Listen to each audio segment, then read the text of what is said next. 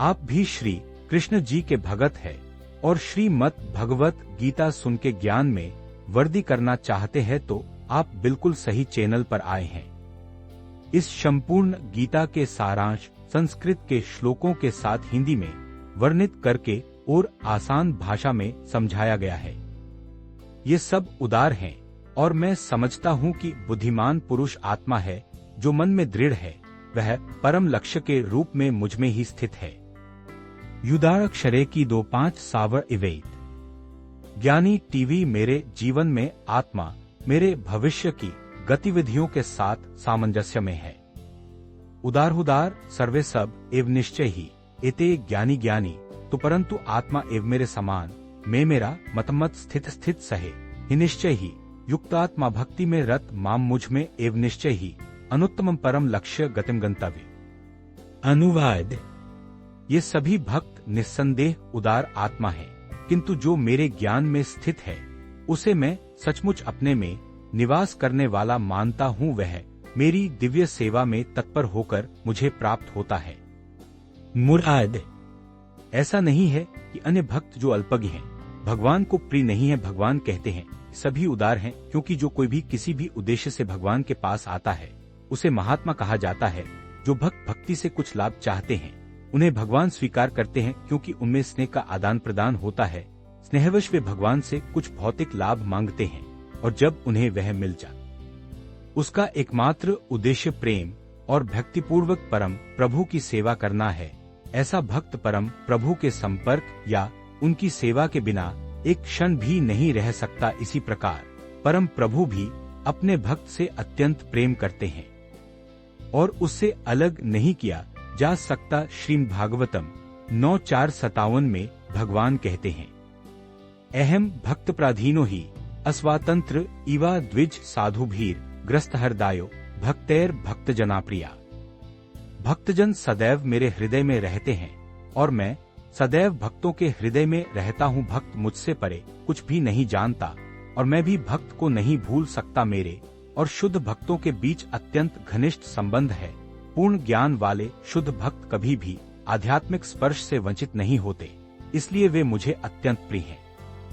अनेक जन्मों के अंत में बुद्धिमान पुरुष मेरे पास आता है जो महात्मा वासुदेव को ही सब कुछ मानता है, वह अत्यंत दुर्लभ है।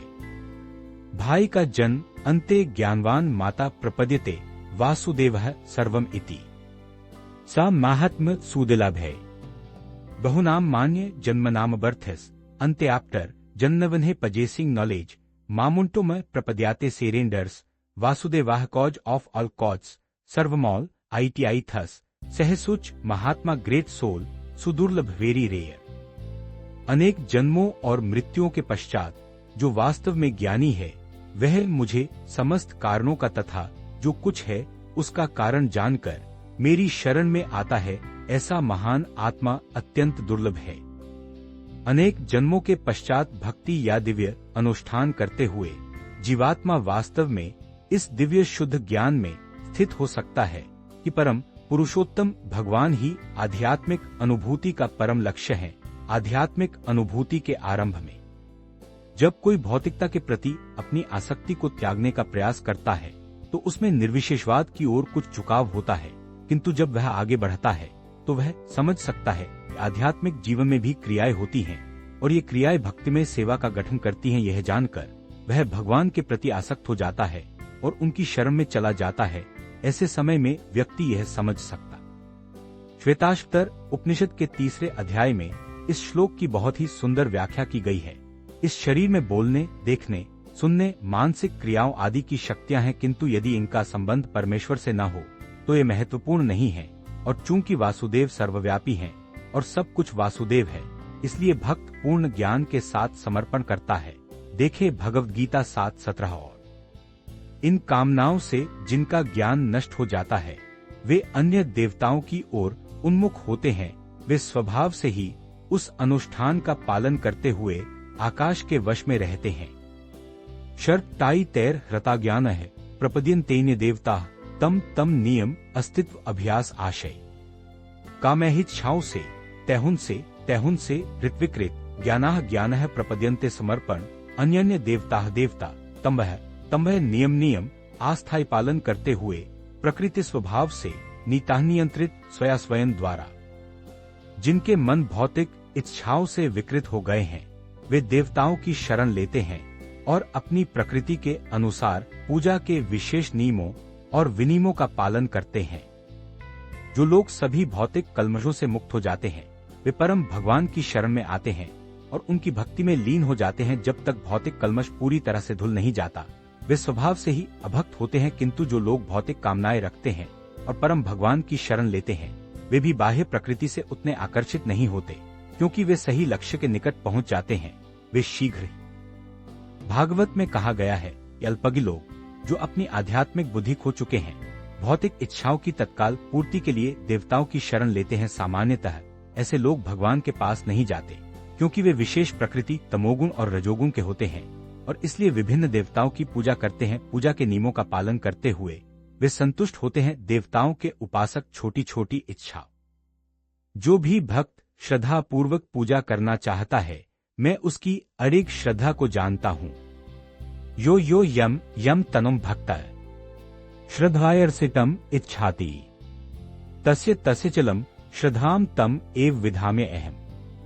यह यमजो यामजो तनुम। देवताओं का रूप भक्त श्रद्धाया श्रद्धा से अर्चितुम पूजा करना, इच्छाति इच्छाए तस्य उसकी अचल स्थिर, श्रद्धाम श्रद्धा, तमुसे एव निश्चय ही विधामि दे अहम एक। मैं परमात्मा के रूप में प्रत्येक के हृदय में स्थित हूँ। जब कोई देवताओं की पूजा करने की इच्छा करता है, तो मैं उसकी श्रद्धा को दृढ़ कर देता हूँ, जिससे वह किसी विशेष देवता की भक्ति कर सके।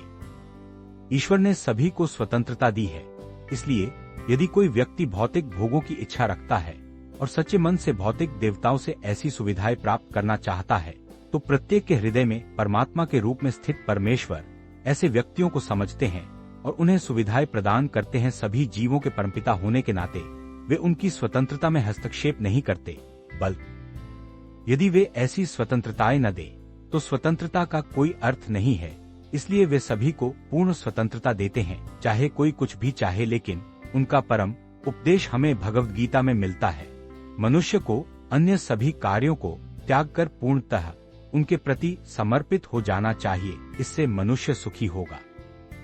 जीव और देवता दोनों ही भगवान की इच्छा के अधीन हैं, इसलिए जीव अपनी इच्छा से देवता की पूजा नहीं कर सकता, नहीं देवता परम इच्छा के बिना कोई वरदान दे सकते हैं। जैसा कि कहा गया है, भगवान की इच्छा के बिना घास का एक तिनका भी नहीं हिलता। सामान्यतः भौतिक जगत में दुखी व्यक्ति देवताओं के पास जाते हैं, जैसा कि वैदिक साहित्य में उन्हें बताया गया है।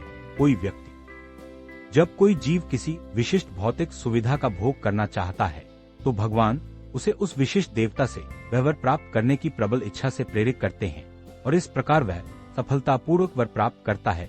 किसी विशिष्ट प्रकार के देवता के प्रति जीव की भक्ति भावना की विशिष्ट विधि भी परमेश्वर द्वारा ही निर्धारित की जाती है। देवता जीवों में ऐसा स्नेह नहीं भर सकते, किंतु चूंकि उस श्रद्धा से युक्त होकर वह मेरी पूजा करने का प्रयत्न करता है, तत्पश्चात वह मेरे द्वारा निर्दिष्ट कामनाओं और लाभों को प्राप्त करता है। उसने अपना हाथ थाम लिया। तस्यार्धानम एहते लाभेत लैक तातक्षरे की 2-5 कामन मेव विहितन हायतान। सहवह तया उससे श्रद्धाया श्रद्धा से युक्त संपन्न तस्य उसकी आराधनाम पूजा थाते चाहता है, लभते प्राप्त करता है। चौर तच्चिस्से कामान इच्छा करता है, माया मेरे द्वारा एव केले विहित निमित ही के लिए तनुन लोगों के लिए। ऐसी श्रद्धा से युक्त होकर वह किसी विशेष देवता की कृपा प्राप्त करता है और अपनी मनोकामनाएं प्राप्त करता है, किंतु वास्तव में ये लाभ केवल मेरे द्वारा ही प्रदान किए जाते हैं। भगवान की अनुमति के बिना देवता भक्तों को वर नहीं दे सकते। जीवात्मा यह भूल सकता है कि प्रत्येक वस्तु भगवान की संपत्ति है, परंतु देवता नहीं भूलते, अतः देवताओं की पूजा और मनोवांछित फल की प्राप्ति असंभव है। देवताओं के कारण नहीं, बल्कि भगवान के परम व्यक्तित्व के पास व्यवस्था द्वारा कम बुद्धिमान जीव ये नहीं जानता और इसलिए वह मूर्खतापूर्वक किसी लाभ के लिए देवताओं के पास जाता है। लेकिन शुद्ध भक्त जब किसी चीज की आवश्यकता होती है तो केवल परम भगवान से प्रार्थना करता है। हालांकि भौतिक लाभ मांगना शुद्ध भक्त का लक्षण नहीं है। एक जीव आमतौर पर देवताओं के पास जाता है। जो जीव भगवान के पास वापस जाना चाहता है उसके लिए भौतिक इच्छाएं बाधक होती हैं। इसलिए भगवान के शुद्ध भक्त को वे भौतिक लाभ नहीं मिलते जिनकी कामना अल्पज्ञ जीवों को होती है, जो परम भगवान की भक्ति में लीन होने के बजाय भौतिक जगत के देवताओं की पूजा करना पसंद करते हैं। इसका परिणाम यह होता है कि वे अल्पज्ञ हो जाते हैं। जो लोग देवताओं के लिए यज्ञ करते हैं वे मेरे पास जाते हैं और मेरे भक्त भी मेरे पास जाते हैं। अंत्यवत तु फलंतेसम।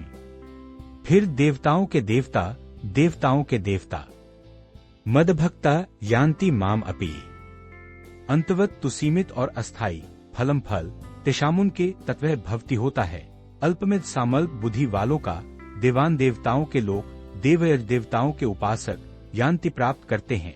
मत मेरे भक्ता भक्त यान्ति प्राप्त करते हैं। माम मुझे अपि निश्चय ही। अल्पबुद्धि वाले मनुष्य देवताओं की पूजा करते हैं और उनका फल सीमित एवं क्षणिक होता है। जो देवताओं की पूजा करते हैं वे देवताओं के लोकों को जाते हैं, किंतु मेरे भक्त अंततः मेरे परम लोक को प्राप्त होते हैं। कुछ टीकाकारों का कहना है कि जो किसी देवता की पूजा करता है वह परमेश्वर को प्राप्त कर सकता है, लेकिन यहाँ स्पष्ट रूप से कहा गया है कि देवताओं के उपासक विभिन्न लोकों में जाते हैं जहाँ विभिन्न देवता स्थित हैं। जैसे सूर्य का उपासक सूर्य को प्राप्त करता है या चंद्रमा के देवता का उपासक चंद्रमा को प्राप्त करता है, इसी प्रकार यदि कोई इंद्र जैसे देवता की मुद्दा उठाया जा सकता है कि यदि देवता परमेश्वर के शरीर के विभिन्न अंग हैं तो उनकी पूजा करके एक ही लक्ष्य प्राप्त किया जाना चाहिए। हालांकि देवताओं के उपासक कम बुद्धिमान हैं क्योंकि वे नहीं जानते कि शरीर के किस अंग को भोजन दिया जाना चाहिए। उनमें से कुछ इतने मूर्ख हैं कि वे दावा करते हैं कि भोजन देने के कई अंग और कई तरीके हैं। यह बहुत आशावादी नहीं है। भगवान को सर्वोच्च, भगवान का प्रतिद्वंद्वी और दर्दो।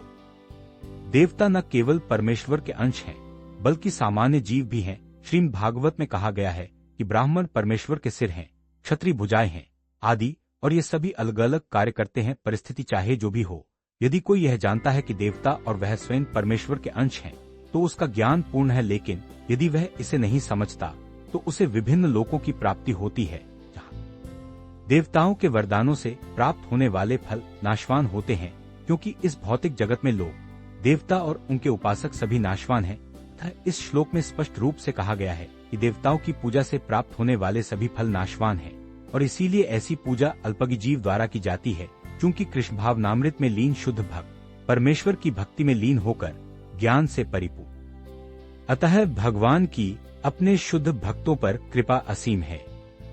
बुद्धिमान लोग सोचते हैं कि मैंने अव्यक्त व्यक्तित्व प्राप्त कर लिया है, वे मेरी अक्षय और परम सत्ता को नहीं जानते।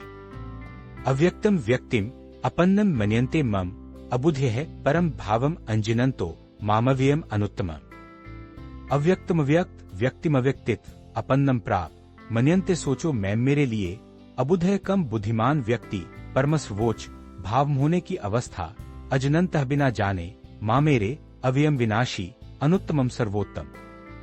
जो अज्ञानी मनुष्य मुझे नहीं जानते वे सोचते हैं कि मैंने यह रूप और व्यक्तित्व धारण किया है। अपने अल्पज्ञान के कारण वे मेरे उस परम स्वरूप को नहीं जानते जो अपरिवर्तनशील और परम है। देवताओं के उपासकों को अल्पज्ञ बताया गया है और यहाँ निराकारवादियों का भी इसी प्रकार वर्णन किया गया है। भगवान कृष्ण यहाँ अपने साकार रूप में अर्जुन के समक्ष बोल रहे हैं, फिर भी अज्ञानता के कारण निराकारवादी तर्क देते हैं कि परमेश्वर का अंततः कोई रूप नहीं है।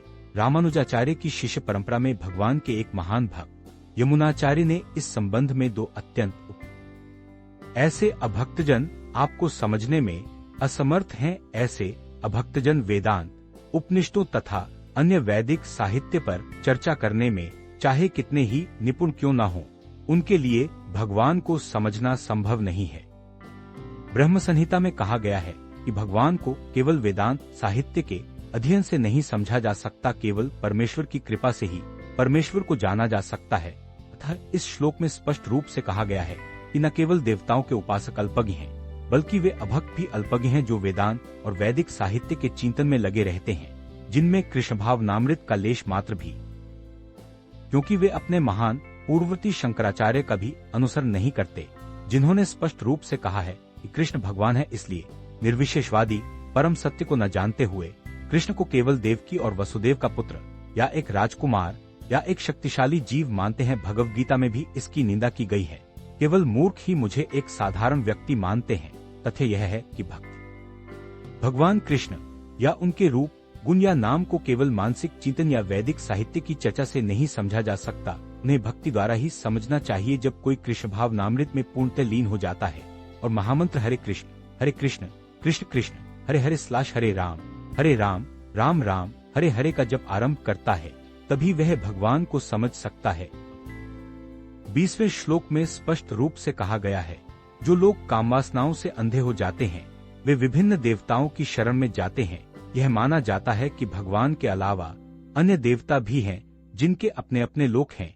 भंगी 7:23 और भगवान का भी एक लोक है, यह भी कहा गया है।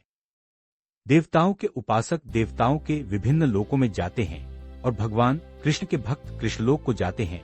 यद्यपि यह स्पष्ट रूप से कहा गया है, फिर भी मूर्ख निराकारवादी यही मानते हैं कि भगवान निराकार हैं और ये रूप आरोपित है। क्या गीता के अध्ययन से ऐसा प्रतीत होता है कि देवता और उनके धाम निराकार हैं? स्पष्ट है कि न तो देवता और न ही भगवान कृष्ण निराकार हैं, वे सभी। अतः यह अद्वैतवादी मान्यता कि परम सत्य निराकार है और रूप आरोपित है, सत्य नहीं है। यहाँ स्पष्ट रूप से कहा गया है, यह आरोपित नहीं है। गीता से हम स्पष्ट रूप से समझ सकते हैं कि देवताओं के रूप और परमेश्वर का रूप एक साथ विद्यमान है और भगवान कृष्ण सच्चिदानंद शाश्वत आनंद में ज्ञान है। वेद भी इस बात की पुष्टि करते हैं कि परम सत्य आनंद में है या आनंद से पूर्ण है। रूप और व्यक्तित्व। मैं सबका प्रकाश नहीं हूँ, अपितु योग की माया से आवृत हूँ। यह मूर्ख संसार मुझ अजन्मा और अक्षय को नहीं जानता। नहाम प्रकाश सर्वस्या योग माया स्मावृतय मूढ़ो याम नाभिजनाति लोको मम आजम अव्ययम। न अहम एक प्रकाश प्रकट सर्वस्य सबको योग माया आंतरिक शक्ति समावृतावृत मूढ़ मूर्ख अमेय न नहीं अभिजानाति समझ सकता है। लोक है से अल्पबुद्धि व्यक्ति माम मुझे अजम जन्मा अव्ययम अक्षय। मैं मूर्खों और बुद्धिहीनों के लिए कभी प्रकट नहीं होता, उनके लिए मैं अपनी सनातन सृजनात्मक शक्ति योगमाया से आवृत रहता हूँ। इसलिए मोहग्रस्त संसार मुझे जो अजन्मा और अच्युत हूँ नहीं जानता। यह तर्क दिया जा सकता है कि चूंकि कृष्ण इस पृथ्वी पर विद्यमान थे और सभी को दिखाई देते थे, तो अब वे सभी के लिए प्रकट क्यों नहीं हैं? लेकिन वास्तव में वे सभी के लिए प्रकट नहीं थे। जब कृष्ण उपस्थित थे तब केवल कुछ ही लोग थे जो उन्हें भगवान समझ सकते थे। कौरवों की सभा में जब शिशुपाल ने कृष्ण के सभापति चुने जाने के विरुद्ध बात की, तो भीष्म ने उनका समर्थन। भागवतम 1:8-18 में कुंती की प्रार्थना में कहा गया है कि भगवान योगमाया के आवरण से ढके हुए हैं और इसलिए सामान्य लोग उन्हें नहीं समझ सकते। कुंती प्रार्थना करती हैं, हे प्रभु, आप संपूर्ण ब्रह्मांड के पालनकर्ता हैं और आपकी भक्ति ही सर्वोच्च धार्मिक सिद्धांत है। अतः मैं प्रार्थना करती हूँ कि आप मेरा भी पालन करें। आपका दिव्य रूप योगमाया से आच्छादित है। गीता के 15वें अध्याय में भी इस योगमाया आवरण का उल्लेख है। भगवान अपने दिव्य आनंद और ज्ञान रूप में ब्रह्मज्योति की शाश्वत शक्ति से आच्छादित हैं और अल्पज्ञ निर्विशेषवादी इसी कारण से परमात्मा को नहीं देख पाते। श्रीमद् भागवत 10:14-7 में भी ब्रह्मा की यह प्रार्थना है, हे भगवान, हे परमात्मा, हे समस्त रहस्यों के स्वामी, इस संसार में आपकी शक्ति और लीलाओं की गणना, वे आपकी शक्ति और सामर्थ्य की गणना करने में असमर्थ हैं। यद्यपि आप उनके समक्ष विद्यमान हैं। भगवान कृष्ण न केवल अजन्मा हैं, अपितु वे अव्यय भी हैं। उनका शाश्वत रूप आनंद और ज्ञान है और उनकी समस्त शक्तियां अक्षय हैं। हे अर्जुन, मैं भूत और वर्तमान को जानता हूँ, न तो कोई मुझे जानता है और न ही मैं भविष्य को जानता हूँ। 26 टूटे हुए दिल के साथ नेतृत्व करना। वातमनानी काजुन भविष्यनी और भूतानी। मेरे पास चेस्टनट के लिए एक विज्ञान है। वेद जानने वाला अहम एक समसमान रूप से अतीतानीतीत वर्तमानानि वर्तमान सीए और अर्जुन है। अर्जुन भविष्यानि भविष्य सीए भी भूटानी जीवित संस्थाएं मैं आप, लेकिन वेद जानता है ना नहीं कश्चन कोई भी। हे अर्जुन, भगवान होने के नाते मैं भूतकाल में जो कुछ हुआ है वर्तमान में जो कुछ हो रहा है तथा भविष्य में जो कुछ घटित होगा उसे जानता हूँ मैं, समस्त जीवों को भी जानता हूँ, किंतु मुझे कोई नहीं जानता। यहाँ व्यक्तित्व और निर्वैयक्तिकता का प्रश्न स्पष्ट रूप से बताया गया है। यदि भगवान के पूर्ण व्यक्तित्व के रूप कृष्ण को निराकारवादी माया भौतिक मानते हैं तो वे भी जीवात्मा की तरह अपना शरीर बदल लेंगे और अपने पूर्वजन की सभी बातें भूल जाएंगे। भौतिक शरीर वाला कोई भी व्यक्ति अपने पूर्वजन को याद नहीं रख सकता, न ही अपने भविष्य का पूर्वानुमान लगा सकता है, न ही अपने वर्तमान जीवन के परिणाम की भविष्यवाणी कर सकता है।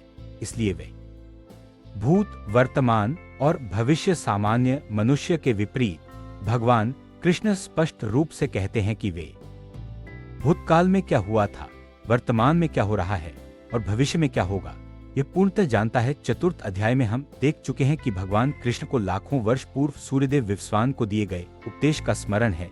कृष्ण प्रत्येक जीव को जानते हैं क्योंकि वे प्रत्येक जीव के हृदय में परमात्मा के रूप में स्थित हैं, किंतु प्रत्येक जीव में परमात्मा के रूप में तथा भौतिक आकार। हे भरतवंशी, मनुष्य कामना और द्वेष के द्वैत से मोहित हो जाता है। हे परंतप अर्जुन, सृष्टि के समय सभी प्राणी मोह को प्राप्त होते हैं।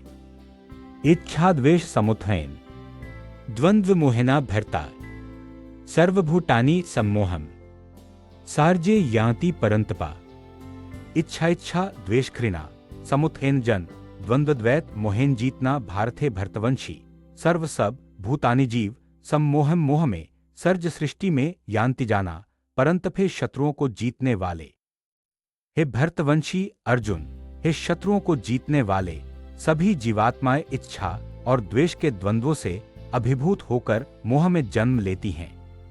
वास्तविक स्वाभाविक स्थिति परमेश्वर जो शुद्ध ज्ञान स्वरूप है के अधीन होने की है। जब कोई इस शुद्ध ज्ञान से विमुख होकर मोहित हो जाता है तो वह माया के वशीभूत हो जाता है और भगवान को समझ नहीं पाता। माया इच्छा और द्वेष के द्वैत में प्रकट होती है। इच्छा और द्वेष के कारण अज्ञानी व्यक्ति परमेश्वर के साथ एकाकार होना चाहता है और कृष्ण को भगवान मानकर उनसे जिन्होंने पुण्य कर्म किए हैं उनके पाप आपने क्षमा कर दिए हैं, वे द्वैत के मोह से मुक्त होकर दृढ़ व्रतों के साथ मेरी आराधना करते हैं। यशम तीवी आंतगातम दाद जनाना पुण्यकर्मणा ते द्वंद्व मोहनिर्मुक्ता भजन्ते मम दर्धाव्रताय। ये शाम जिनका तो परंतु अंतगत पूर्णतः नष्ट पाप जनानाम व्यक्तियों का पुण्य पितृ कर्मनाम पूर्व कर्म तेठे द्वंद्वड्युलिटी मोहर इल्यूजन निर्मुक्ता फ्री फ्रॉम भान्ते वर्शिप माम में दर्धाव्रत विद डिटर्मिनेशन। जिन व्यक्तियों ने पूर्वजन्मों में तथा इस जन्म में पुण्य कर्म किए हैं, जिनके पाप कर्म पूर्णतया नष्ट हो चुके हैं तथा जो मोह रूपी द्वैत से मुक्त हो चुके हैं, वे दृढ़ निश्चय के साथ मेरी सेवा में लग जाते हैं। श्लोक में दिव्य पद पर आसीन होने के योग्य लोगों का उल्लेख किया गया है। जो लोग पापी, नास्तिक, मूर्ख और कपटी हैं, उनके लिए इच्छा और द्वेष के द्वैत से पार पाना अत्यंत कठिन है। केवल वे ही जिन्होंने अपना जीवन धर्म के नियमों का पालन करते हुए बिताया है, जिन्होंने पुण्य कर्म किए हैं और पाप कर्मों पर विजय प्राप्त की है, भक्ति स्वीकार कर सकते हैं और क्रमशः भगवान के शुद्ध ज्ञान तक। श्रीमद् भागवतम में कहा गया है कि यदि कोई वास्तव में मुक्ति चाहता है तो उसे भक्तों की सेवा करनी चाहिए, किंतु जो भौतिकवादी लोगों की संगति करता है अस्तित्व के सबसे अंधकारमय क्षेत्र की ओर ले जाने वाले मार्ग पर है। भगवान के सभी भक्त केवल बद्धजीवों को उनके मोह से मुक्त करने के लिए ही इस पृथ्वी पर भ्रमण करते हैं। निर्विशेषवादी यह नहीं जानते कि परम भगवान जो लोग मेरी शरण लेते हैं और बुढ़ापे और मृत्यु से मुक्ति के लिए प्रयास करते हैं, वे उस ब्रह्म को संपूर्ण अंतरात्मा और समस्त कर्म के रूप में जानते हैं। जरा मरनामोक्षय। मैं एक स्त्री हूं जो ब्रह्मा की तरह नहीं है, मैं आपकी तरह हूं। अध्यात्मम कर्मा केखिलम। जरा बुढ़ापा मरण मृत्यु मोक्षाय मुक्ति के लिए माम मेरी ओर आश्रय लेकर यतंति प्रयत्न ये वे सब ते ऐसे व्यक्ति ब्रह्म तत्वास्तव में वही विदुहे जानते हैं। कृत्स्नम सब कुछ अध्यात्मम दिव्य कर्म सकारात्मक कार्य च भी अखिलम संपूर्णतः। जो बुद्धिमान पुरुष जरा और मृत्यु से मुक्ति के लिए प्रयत्नशील हैं, वे भक्ति द्वारा मेरी शरण लेते हैं। वे वास्तव में ब्रह्म हैं, क्योंकि वे दिव्य और सकाम कर्मों के विषय में पूर्णतः जानते हैं। जन्म, मृत्यु वृद्धावस्था और रोग इस भौतिक शरीर को प्रभावित करते हैं, लेकिन आध्यात्मिक शरीर को नहीं। आध्यात्मिक शरीर का कोई जन्म, मृत्यु, वृद्धावस्था और रोग नहीं है। इसलिए जो आध्यात्मिक शरीर प्राप्त करता है, भगवान के सहयोगियों में से एक बन जाता है और शाश्वत भक्ति में लीन हो जाता है, वह वास्तव में मुक्त हो जाता है। अहम ब्रह्मास्मि, मैं आत्मा हूँ कहा गया है कि व्यक्ति कोई शुद्ध भक्त दिव्य रूप से ब्रह्मपद पर स्थित होते हैं और वे दिव्य तथा भौतिक कार्यों के विषय में सब कुछ जानते हैं।